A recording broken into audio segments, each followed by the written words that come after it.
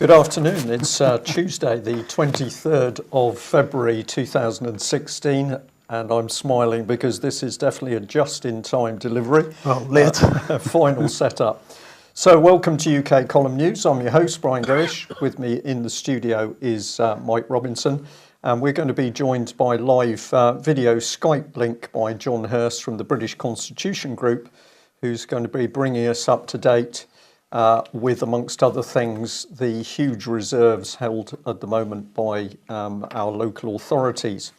Well, before we get there, a brief comment on the weather. I've got to say it's glorious here in Plymouth. We've got totally blue skies. It's a little bit chilly, but pretty good. And reports are that it's also sunny in parts of Wales. That's as far as the weather goes at the moment, so I think we'll leave it there. Well, if the sun is shining, of course, we've got very dark matters at hand with the approaching EU referendum. We are saying, and we're going to continue to say, that David Cameron is running a cross-party EU referendum psyop. This is a massive propaganda campaign, which we say is essentially to deceive the British public into accepting control by the European Union. Mike? Yes, so this morning the letter was published in the Times. Here it is, published apparently purporting to come from 198 business leaders, FTSE 100 business leaders. Here's what it says. You can read it for yourselves if you would want to stop the video on the archive. But basically suggesting that we need to stay in. Now, one question that perhaps should be asked straight away is what right these business leaders have to make any kind of comment. What do they know about economy, growth, running businesses? Apparently nothing, as can be demonstrated from the FTSE 100 since 1998. That seems like a pretty downward trend to me. They're not doing a terribly good job, pretty successful. But unfortunately for David Cameron, Guido Fawkes yesterday exposed that the source of the letter, the source of the text of the letter was a certain Chris Hopkins, who Guido Fawkes said was a civil servant. Now, of course, civil servants are not permitted to take part in any kind of political campaigning. So when Cameron presented his best of both worlds deal, as he's calling it, to the Commons yesterday, it was Nadine Dorries who asked David Cameron who Chris Hopkins is. And being king, after all, Dave was not flustered because he knows he has the divine right to do as he pleases. And so here's what he said when Nadine Dorries asked who Chris Hopkins was. David Cameron said this: he's a civil servant working in Number 10 and his authority comes from me. Well, the arrogance of it was unbelievable, that wasn't it? says it all. It mirrors the arrogance actually in Tony Blair's autobiography, which he says he's read other books, but you put them down, but he's written a real book on leadership. Right. It's exactly the same arrogance, Mike, between these men. So he went on to say the government's view is that we should remain in a reformed European Union and the civil service is able to support the government in that role. That seems like bending the rules to an extreme. Well, he's done something more, Mike, hasn't he? Because what he's done is completely politicised the civil service, which historically, okay, not perfect, but historically the civil service was supposed to remain apolitical. And now what we've got is the full weight of the civil service being used to promote the pro-EU campaign, which of course is what Dave Barmby has been speaking on, and we're going to be speaking on a lot more.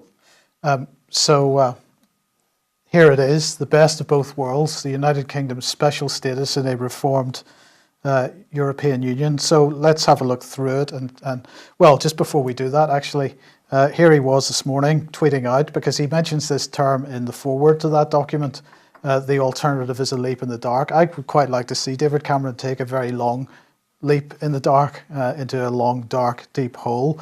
But anyway, of course, he's then going on to tweet about the business leaders. But anyway, here's the report again, and so let's have a look through some of this. I've only had a sort of quite a cursory look so far, but I think this needs to be looked at in depth. Here's the first bit. During negotiations on the Maastricht Treaty, agreed in 1992, the UK secured a permanent opt-out from joining the euro. This opt-out has been maintained. So Brian, perhaps you could explain this one to me, because I can't understand. Was it permanent or was it not permanent? And if it wasn't permanent, what does permanent mean? Because it's been maintained. Of course it's been maintained, because the whole thing works on a ratchet agreement, which is that the noose keeps tightening. So there's no question there's an opt-out unless you come out of the thing completely. Yes, but it's the issue of the word permanent, because how can you have permanent and then a maintenance of permanency? That's not possible. It's either permanent or it isn't, right? So anyway, let's go on. UK taxpayers will never be required to pay for Eurozone bailouts. Well, that's fine, but since the City of London is the biggest financial disaster on the planet, it also means that Europe will not help to bail that mess out either. So it goes both ways, doesn't it? Well, this is also Cameron claiming that he's in control rather than the international bankers who clearly control him. So this statement can't be true. Don't worry, there's much more to come. Currently, the UK exports more to Ireland than we do to China. We export almost twice as much to Belgium as we do to India. We export nearly 3 times as much to Sweden as we do to Brazil. So what he's admitting in this document is that we're missing a huge opportunity. I mean, what is the size of the economy of Ireland relative to the size of the economy of China? And we're exporting more to Ireland than we are to China. All this focus on the European Union and the so-called single market we're missing a trick as a result. So he's arguing against himself here. The next one, concluding all the trade deals already underway could ultimately be worth a total more than 20 billion a year to UK GDP. These include the UK's top trade priority, an agreement between the EU and the US, the Transatlantic Trade and Investment Partnership, which alone could add £10 billion to UK GDP. It will offer real blah-de-blah-de-blah. I'm not going to read the rest of that. But the point here is this referendum isn't just about the European Union. This referendum, therefore, is also about the Transatlantic Trade and Investment Partnership. And if you agree to stay within the EU, then you're also agreeing to TTIP. So this is something that the mainstream media isn't covering at all, and something that I think people need to understand. Then we go on to say, our new settlement means that it has been formally recognised for the first time that the UK is not committed to further political integration into the EU, and we have secured specific confirmation that the concept of ever closer union will not apply to the UK in future. This builds on the commitment in the European Union Act 2011, which makes it impossible for any UK government to transfer power to the EU in future without a referendum.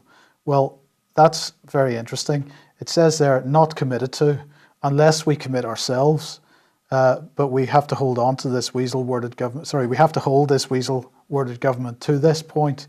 Any transfer of power, no matter how small, needs a referendum, is what he's saying here. And I know that referenda are a scam, but imagine how long it takes to do anything if the government is held to this. So every time they attempt to push something over to Europe, there's a referendum. So then it goes on to say, national parliaments can combine to block unwanted EU legislative proposals where the power should not be exercised at the EU level, giving a stronger voice to the UK Parliament. So I'm not quite clear how it does that. Well, this is weasel wording, isn't it, Mike? Because basically, if you're not strong enough to stand alone, you're admitting that you're incredibly weak because you need people to stand up with you against the European Union. So this statement to me is an admission of gross weakness by David Cameron. Well, yes. Now, remember what we've just said there about a referendum for every little thing. Well, here we go. The need to preserve national sovereignty is a common concern of blah-de-blah-de-blah. I'm not going to read that, but here's the key point. The 2011 European Union Act ensures that everybody will get to vote on a referendum, but the UK has chosen to opt into EU measures on more than 90 occasions since 2009. So we're not going to transfer sovereignty without a referendum because we've got this new deal, which means that we don't have to do that unless we decide to do that for ourselves. There's no commitment from the EU to us, but we can decide to do it anyway. And he even then admits that they've done that on 90 occasions since 2009. So that whole piece is a load of nonsense as well, more weasel words. And the central element of the deal is that the government has secured an international law decision agreed by the heads of state or government of the member states of the EU. So this is an international law decision. And what's more, it's an irreversible international law decision.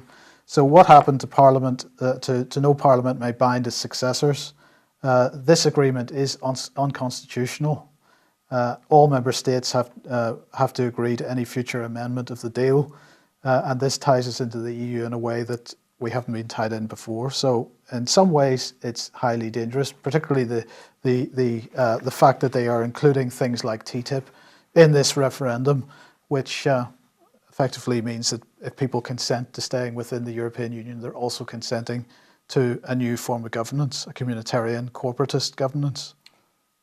Very apt description, Mike. And of course, all of this simply decided by David Cameron behind closed doors. So absolutely no proper debate in Westminster.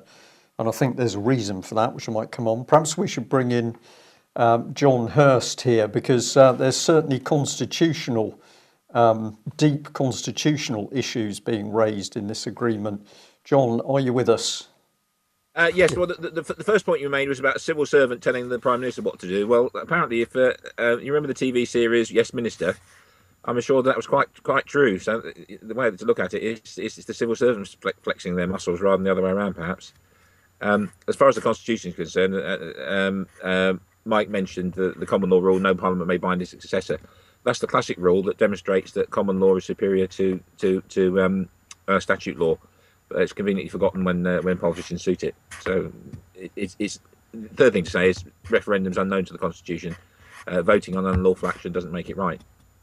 So just for the sake of clarity with people who may have joined us, John, who are not fully up to speed on these sorts of issues, give us a statement on how you see David Cameron's agreement in relation to our Constitution.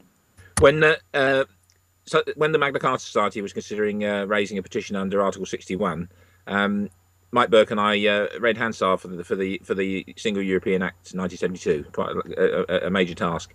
And what we found was that assurances were given by politicians in Parliament that sovereignty wouldn't be affected, but in the background, senior legal advisors, the Attorney General, for example, were saying yes, it will. Because so much time has gone by, the 30-year rule now applies, and even more papers have come out. So assurances made by politicians proved to be meaningless, and the law officers of the Crown were correct. Now, I've heard a rumour, and I haven't been able to research it presently, but the current Attorney General has also expressed doubts about the EU because it infringes our sovereignty. If that's the case, then the argument is legal, not political. The third one, of course, is that Edward Heath is a compromise, wasn't he, by his unpleasant activities, subject to blackmail by a German secret service, and the Vienna Convention on Treaties says that if a party to a treaty is being subverted by the other side, the whole thing's void. So you could say we're not in the EU anyway. Right, if I can just thank you for that, but just push the point and test you a little bit. Of course, many people at the moment are actually saying, what should we do in this referendum? I've even had people say to me, how should I vote? Which wasn't a particularly difficult answer, in as much as I said, well, you should absolutely vote against the European Union. But are you saying that if we participate in this referendum, we're actually guilty of subverting our own constitution? No, because the common law rule is that duress of circumstances means that our rights and liberties are being threatened. So duress of circumstances means that if we were to vote in the referendum, it wouldn't be an offence. As you know, in chivalry, you being an ex-military officer, in chivalry, there's no dishonour in yielding to overwhelming force. That's why soldiers can surrender at the last minute, and that would apply here as well. Okay. Subject to overwhelming force. Okay, John, thank you for that. Well, you've provided a nice lead in to the subject of blackmail. Before we get on to blackmail, just have a look at this. UK Column has been given some very, very interesting information. Mike's talked about a business letter which has appeared in the press, more dirty deals going on from Number 10, and in particular the Cabinet Office. And this is around Lord Richards, former general and former chief of the Defence Staff. And basically his name was actually being used This is what he said. I'll read that and then explain it. Timely, as I've just had to tell Number 10 to take my name off a letter they are drafting from a number of retired, very senior officers supporting the Remain in Europe cause. This is before we've even seen the deal. Now, this is a very polite couple of sentences here from Lord Richards, but I understand that he was particularly incensed that Number 10 has simply been choosing to use his name and the name of other people in order to promote their political agenda to stay in Europe. This is very dark, devious stuff going on. Now, we need to remind ourselves, of course, that thanks to Dave Barmby, the man who did the research into the dirty dealing going on around Ted Heath, who you've just mentioned, but this was part of a document from the 1970s in which it was basically saying there should be a campaign to undermine and discredit any MPs who dared speak out about the idea of going into the European Economic Community. And the bottom piece of text there was specifically saying that there was going to be a letter writing campaign to the press in order to subvert public opinion. So this is pretty nasty stuff. I'll just blow that up on screen so that people have got a chance to read it. It says at the bottom, when a campaign of letter writing to MPs by constituents must also be promoted. Well, they didn't mean constituents, because what was going to happen here is this was going to be deceptive and run by central government. And let's bring in David Cameron, because this links in with the letter you've just mentioned, Mike. And this is deceit and propaganda by David Cameron and his government in order to deceive the public into Europe. And of course, we've had further hints of this, or previous hints of this, because it was the Telegraph here that pointed out Cameron had said to wavering backbenchers, don't be swayed by what your constituency association might say, do what's in your heart. Well, my interpretation of that is that he's basically bullying and saying to these people, you better do what you're told. And this brings us nicely onto the subject of blackmail. And how do we blackmail people? Well, at the moment, if you're an MP, it's okay if you take a few drugs. It's okay if you have affairs, men, women, doesn't really matter. But one of the things that, of course, is not tolerated by the public is the abuse of children. So let's remind ourselves, this was UK Column Network that we put out. If we bring it up on screen, we were simply showing that the paedophiles in the establishment are in the same establishment and political circles that control the police and security services. And so there is a code of silence by members who are in the paedophile club. I encourage you to have a look at this diagram. I've tweeted it out previously. Well, let's remind ourselves, of course, that this man, former Conservative whip Tim Fortescue, is quoted in a BBC video saying, well, members of Parliament might come to us, the whips, with a scandal involving small boys, anything really. They would come and ask if we might help. And when the interviewer said, and why did you help? His reply was, because we could then rely on those members to help us. Now, what this is blackmail. It may be couched in very gentlemanly language. This is political blackmail. And so we know that the political system is prepared to hide information which is in our face, evidence in our face that we have had paedophiles at the heart of British government for many years. That's all being swept under the carpet. And at the moment, it's all being played down. So we've got Esther Ranson here saying police should investigate current child abusers. You don't want to go near anything historic, Mike, because it could, of course, turn up some very embarrassing material for the British government. And here he is, of course, David Cameron, who says, well, we don't really want to investigate paedophiles in Westminster. Well, of course not, Mr. Cameron, because the aim of the game is to be able to use the child abuse to blackmail politicians into, for example, supporting a foreign power EU referendum. Am I coming on a bit strong here, John, or do you think we're looking into the heart of the beast? The paedophilia is clearly there. It's clearly being denied. There's got to be a reason for the cover-up. You're intelligence trained, aren't you? So I respect your work, and you're being peer reviewed by the supporters of the column and the Constitution Group. And the test is, if people come to the same conclusion when they analyse the situation, then they're right. So what can we say? Okay, well, while I was preparing the news, thank you for that. While I was preparing the news today, an email came through which I found fascinating. I'll just mention it very briefly, but I think there's some very interesting points. Here it is.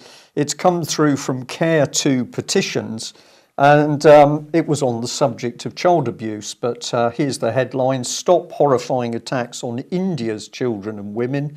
And it says 3 men raped a 5-year-old girl earlier this month, and there were other attacks. And then it says, whether she lives in Plymouth or New Delhi, no girl should face terror attacks like this. Now, I was fascinated by this organisation contacting me out of nowhere.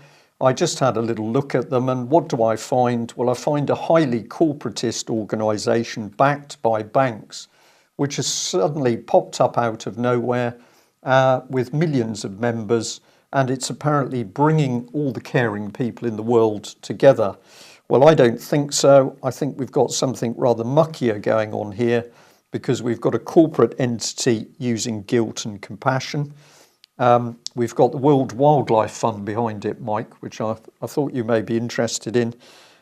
Here they are. They also say they're very big on butterflies, and that if we've got enough people doing the right things, we can change the world for the better. Well, I think this is a scam. And of course, it was the UK column front page that pointed out the dangers of butterflies, coming out of Theresa May's mouth here for one example. They represent transformation. Transformation. The butterflies are an indicator of the policy to transform us into the new world agenda, where of course we don't have to think, we simply have to believe and follow leaders such as David Cameron. Well, John, I think this brings us into you quite nicely, because of course you told us a few days ago about Anthony Carlin, the very brave Northern Ireland police officer who attempted to arrest a judge who he believed was committing crime. The result is he's now in prison. Can you give us an update on Mr. Carlin, please? Well, I need to correct you. He did arrest the judge, because the case law says if a person's told they're under arrest and their locomotion is affected, then they're told they can't go, then they are under arrest. The fact that he was rescued by 3 court officials doesn't alter that. So, yes, he was arrested. The latest is he's been given 3 months imprisonment, which I think is the maximum for contempt. I could be wrong on that. He may get out within 6 weeks with a discount, 3% discount. He's been given an offer if he purges his contempt after 28 days, he'll be let out then. But I very much doubt he will. The issue is it's constables' rights versus courts' rights. They're both common law concepts. The court's established by common law, and the constables established by common law. The full weight of the legal profession in Northern Ireland, the Lord Chief Justice sat in his case, and the Attorney General was defending. He held them at bay for about 8 hours over 2 sessions. And in the end, they went against the weight of the evidence. And what he was asking for is jury trial, in actual fact. It's a rare thing in Northern Ireland. You recall they've had diplomat courts. The latest is that his only avenue of appeal is to the Supreme Court in London to challenge the decision not to allow him to appeal. We're working on that. He's got a mainstream barrister because he's got legal aid, so he might as well. And the 2 issues that the barrister has expressed interest in, shall we say, are the exact wording of Magna Carta in relation to trial by jury, and when may means must. You've heard me talk about that, so I'll quickly say Magna Carta. The Latin word for and is et. And if you actually look at the original text of ET, if you look at the original text of Magna Carta 1215, it says that a person can only be penalised as a result of trial by jury, and it uses the word vel, the law of the land. And the mainstream, this barrister in particular, interprets that as 2 alternatives. You can be punished by a jury, or you can be punished by the law of the land. In actual fact, the correct interpretation of vel, it means and. So there are two alternatives, and what that refers to is the concept of before a person can be put in front of a jury, they have to be arrested, kept in custody, and then presented, and that's what it's about. We've got a number of textbooks that confirm that. So Anthony's raising trial by jury, and by spooky coincidence, the leading case on whether what the word "may" in a statute refers to is known as Mitchell against the King ex parte Livesey, it's 1850. And it's not being superseded. It's used in current cases. And what it says is when a word "may" in a statute is empowering, and it can mean must when it empowers a person to effectuate a right. So the policeman's power of arrest in Northern Ireland is basically common law, but there's not an act of Parliament, strangely enough. There's an order in council which restates what's in the English Police and Criminal Evidence Act, and the section 26 of the Northern Ireland Police and Criminal Evidence Act order says a constable may arrest anyone. And we interpret "may" as means must, because the more serious the crime, the worse it is. And just to make clear, the crime that Anthony's accusing the judge of is this. It's identical to what happened with Judge Peake. A court may only make a decision based on evidence that's been put before it. If it departs from material which based on evidence being put before it, it exceeds its authority. And that is what the judge did. Anthony heard him give his summon up, and he departed from the material and started making personal attacks on Anthony with a view to make him a vexatious litigant. And Anthony's argument is that's misconduct in office, treason, and from that point onwards, and that's when he arrested the judge. The evidence against him is three court officials, and they've all made statements, and they say, well, I was on duty in the court, the case had finished and they were discussing costs.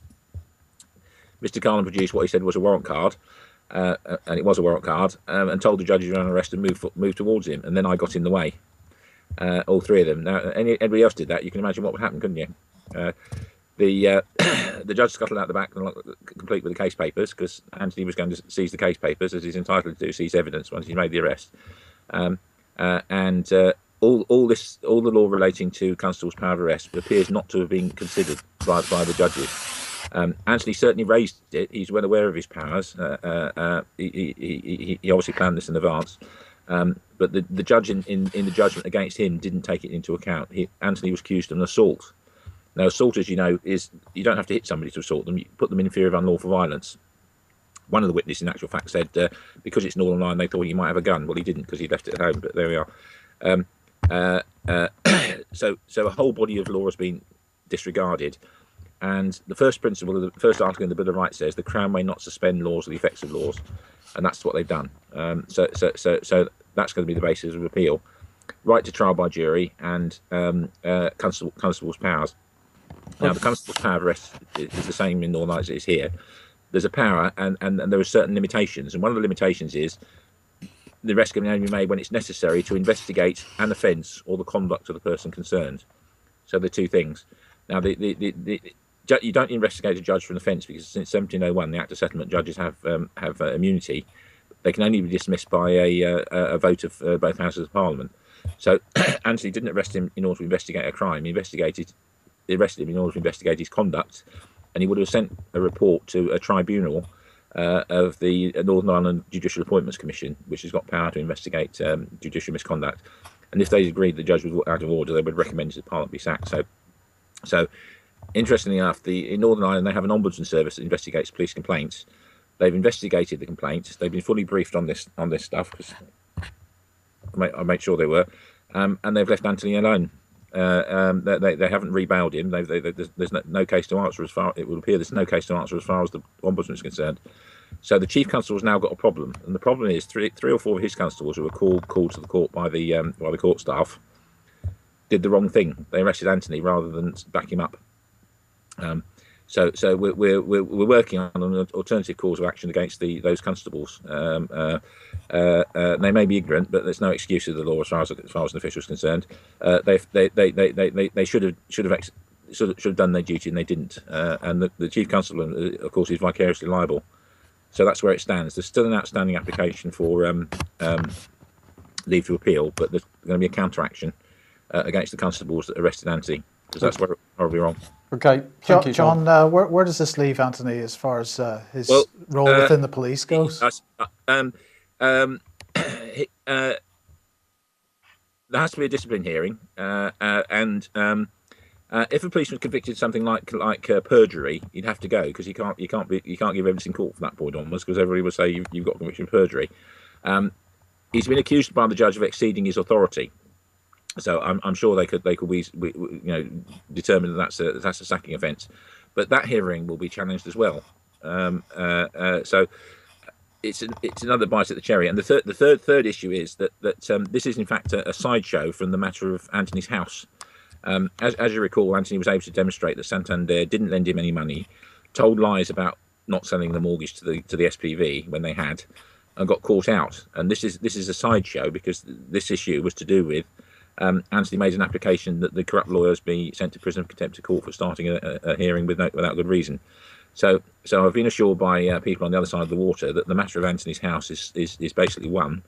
Awaits a judgment to be handed down.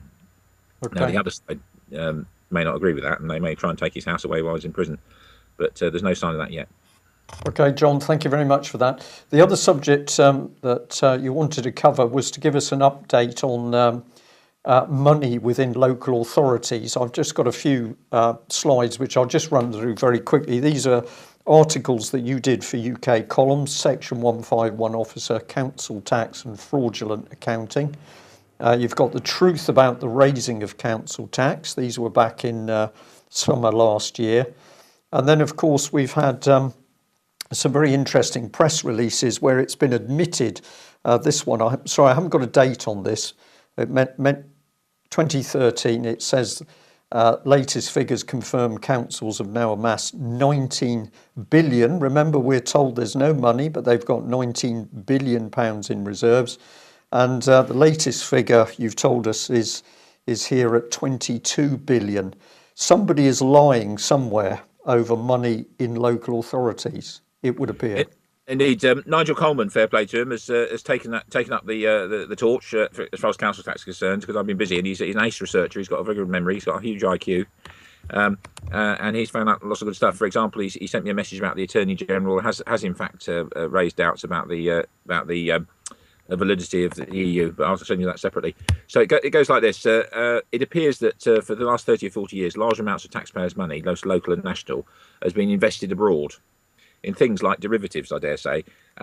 So much so that if the taxpayers were to get the interest, they wouldn't need to pay tax anymore. Local authorities would be self-sustaining. This has all been hidden, and the way it's hidden is when a local authority sets its budget each year, it chooses a figure, but it doesn't mention to the punters, the taxpayers, how much it's got in reserve. So you gave the example of Paris, didn't you? This year, Paris has got 379 million in reserve, but they're still making 27 million cuts, and they're still claiming 60 million council tax as well. So I say that's fraud, and the reason is the no representation, no taxation without representation concept that was settled by the Petition Right in 1627. Taxation can be only raised by the Crown with common consent, and it's not because if there isn't full disclosure of the true facts, then there can't be common consent. So what Nigel has done is written an article which you've got, I'm sure, and you can circulate, and he's suggesting that there's been new legislation to do with council tax. Now, I wasn't aware of it because the legislation.gov.uk was remiss and didn't publish it. Now we now discovered it the hard way by Nigel's got an action against his local council, and this new legislation dates back to 2013. It came into force, and there've been a number of judgments based on it. What they say is local authorities must consider applications for discount for any good reason, and that's what we've been saying all along. The mistake apparently is based on a notes for guidance for the 2012 Act, which are a bit garbled. So now we know this. We're encouraging people to do the research which is specified in the articles, find out how much money your council actually got, locate identified unusable reserves. They call them unusable, and see how much they're cutting and compare the two. So Paris took 379 million in reserve and 27 million cuts. Very hard to justify. John, thank you very much for that. It's very timely because I know Mike's going to move on to cities. Just before he does, just to tell you that in the chat box, somebody has said, well, they did a freedom of information to their local council on this subject, and they were told that that council, I'm afraid I don't know which one it was, but that council has 63 million in reserves. So we have lying about public money. We've got the public being denied their own money. Meanwhile, Mike's cities are being made city-states. Indeed. Now, this is quite interesting because Common Purpose, it looks like Common Purpose, the organisation has sort of changed its tack a little bit. It's making itself more publicly visible. So here we've got the Common Purpose Challenge, and this is in partnership with Comic Relief. And a few weeks ago we mentioned, I think it was just before Christmas, we mentioned the fact that Common Purpose was offering a free course for anybody that wanted to take part. So they're breaking their normal invitation-only rule. So Common Purpose seem to be taking this this much more public role, and of course, right at the heart of their agenda is cities. So here's the Common Purpose Challenge. It's all about generating ideas to improve your city. So in other words, we've got to buy into the city-state infrastructure, city-state feudalism.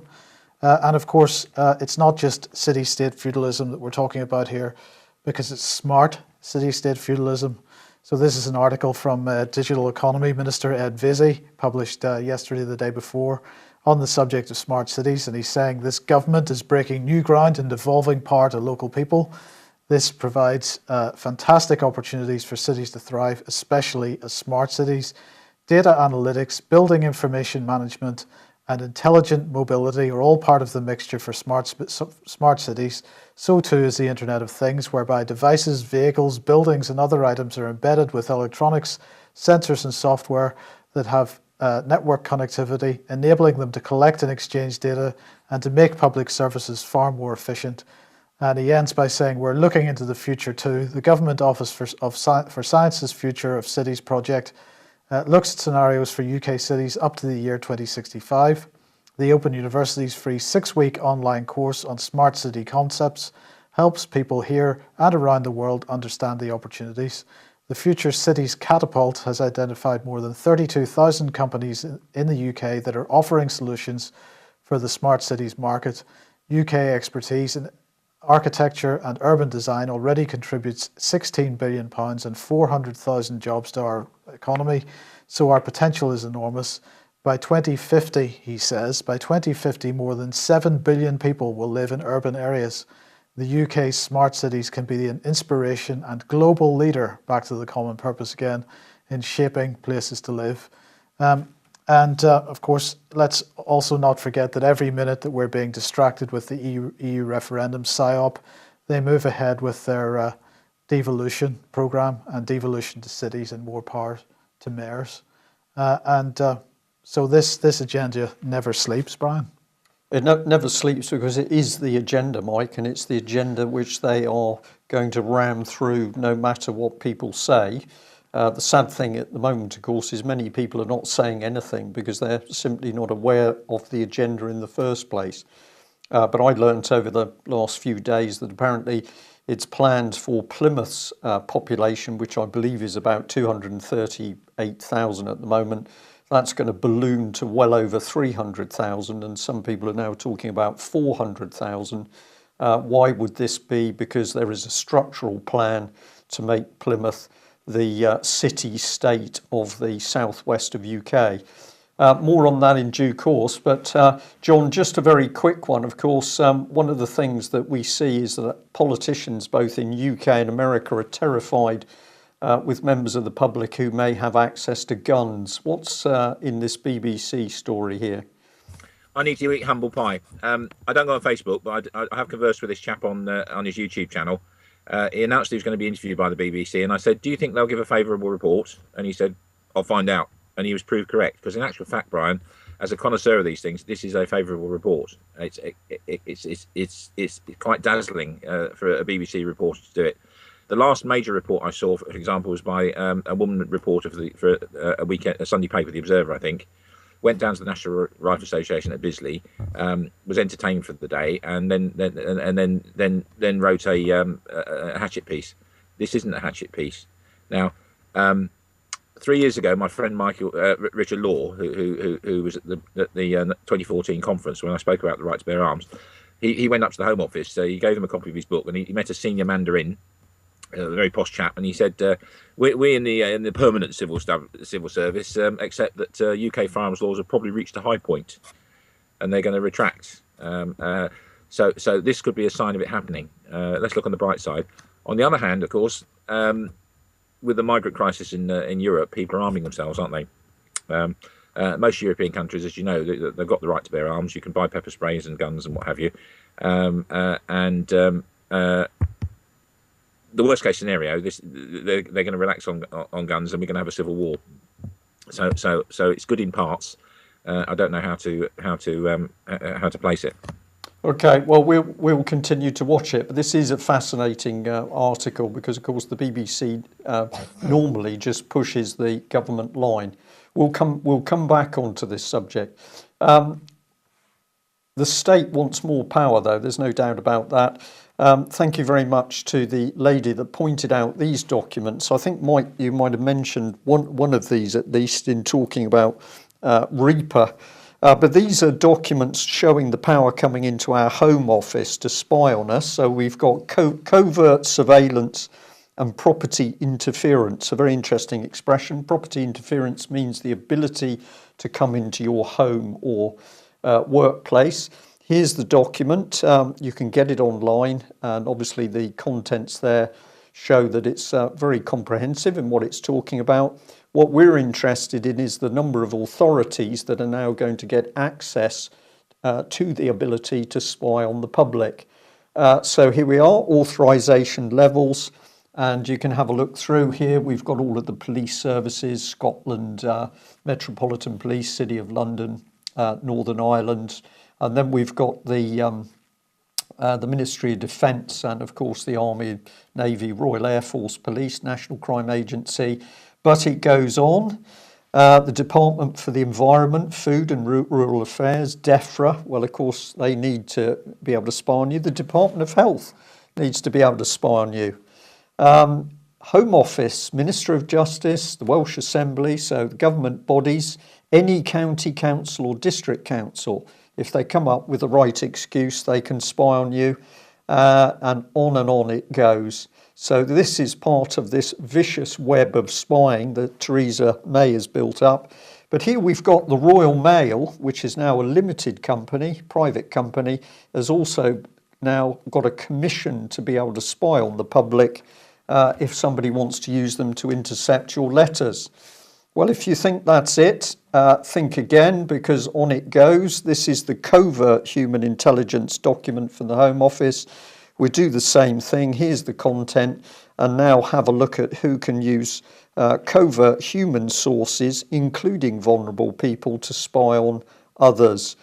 Here's the list again: the police, the military, the fraud office, intelligence services, DEFRA, Department of Health again, Home Office, Ministry of Justice, Welsh Assembly, the Prudential Regulation Authority is quite a good one. That's the Bank of England. The Bank of England, thank you, Mike.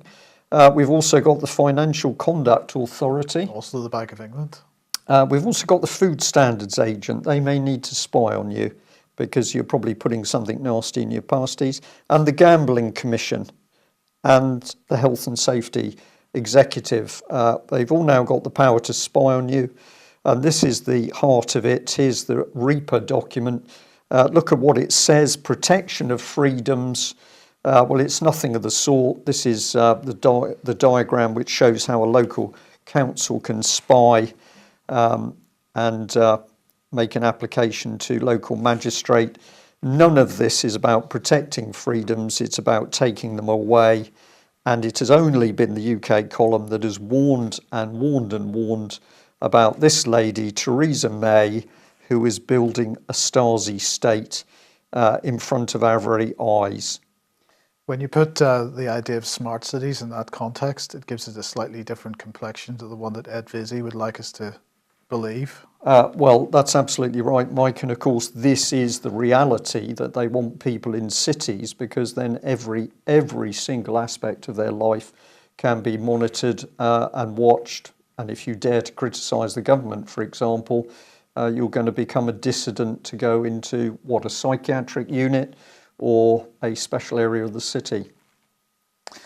Okay, Syria.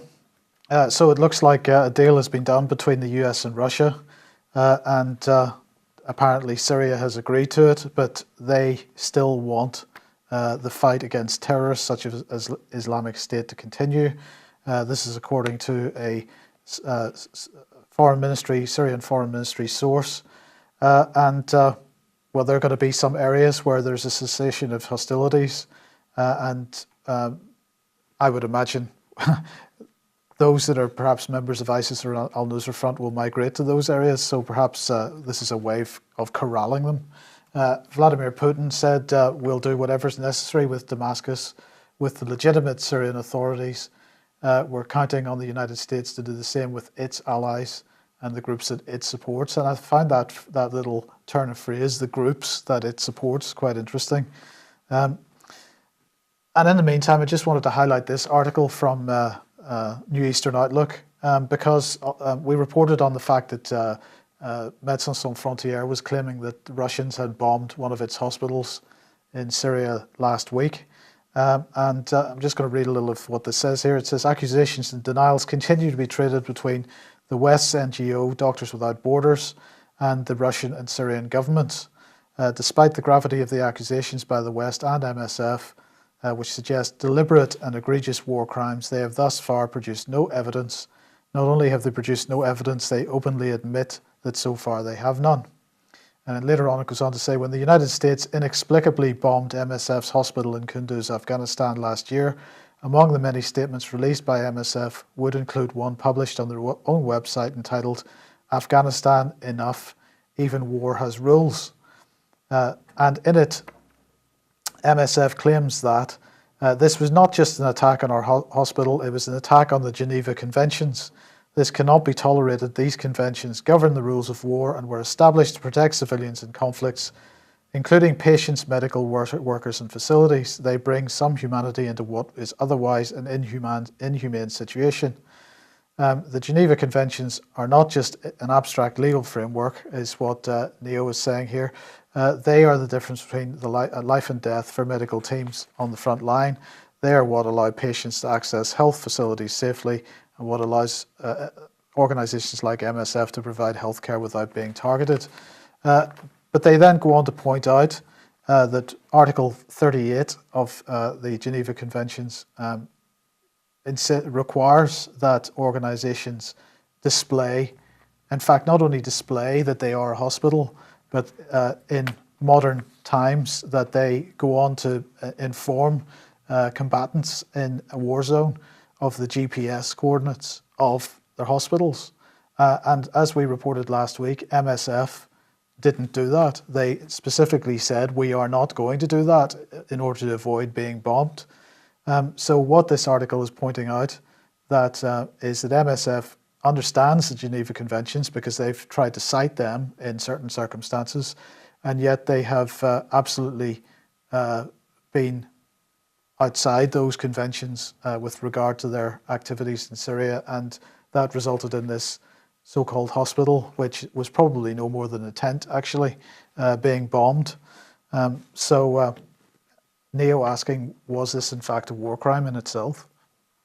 A lot of questions to be asked on this, Mike, which probably brings us in very nicely to this event. Yeah, just want to remind everybody once again of the talk from Robert Stewart next week, next Tuesday, in Frome, on Saving Syria's Children, the Panorama propaganda piece from 2013. Please get along to that if you get a chance and support Robert and his work. Okay. John Hirst, we'll just give you 20 seconds. What would you like to see people doing at the moment in order to stop? What is it? It's basically takeover of the UK at the moment. Well, the council tax idea, it's Star of the Beast. We shouldn't be subsidising these people, and they should be called to account. And we do have powers. Politicians have, or members of the Parliament do have a rule book. It's in Erskine May. You know, you heard me refer to that before. They tend to disregard it, and so some years ago, Roger Hayes wrote a document about. It was a warning to politicians, and I reread it the other day.